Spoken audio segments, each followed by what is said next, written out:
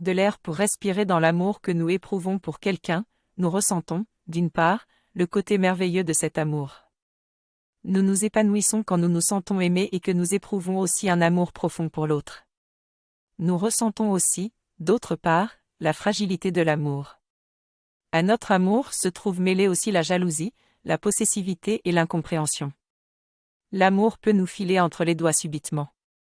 Nous tentons de nous raccrocher à l'autre, par peur de le perdre.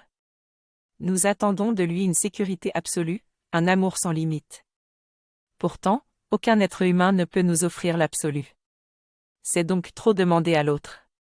Beaucoup de crises dans les couples trouvent leur origine dans ces attentes exagérées.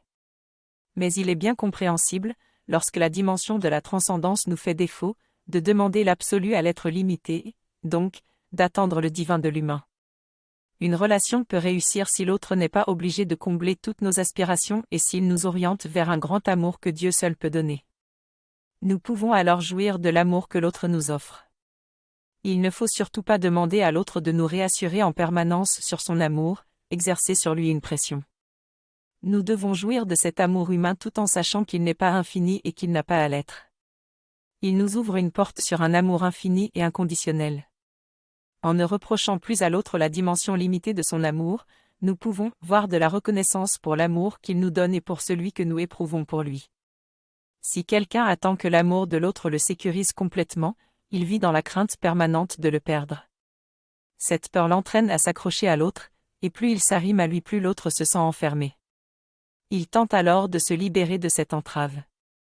Plus nous nous accrochons à l'autre, guidés par l'angoisse, plus nous risquons de le perdre. Ainsi, nous confirmons notre peur. Une autre stratégie consiste à s'adapter tout à fait à l'autre en exaucant tous ses désirs. Nous renonçons, en fin de compte, à nous-mêmes. Nous cessons d'être, pour l'autre, un partenaire à part entière. Si nous ne lui opposons aucune résistance, il s'ennuie avec nous et nous devenons, pour lui, un fardeau.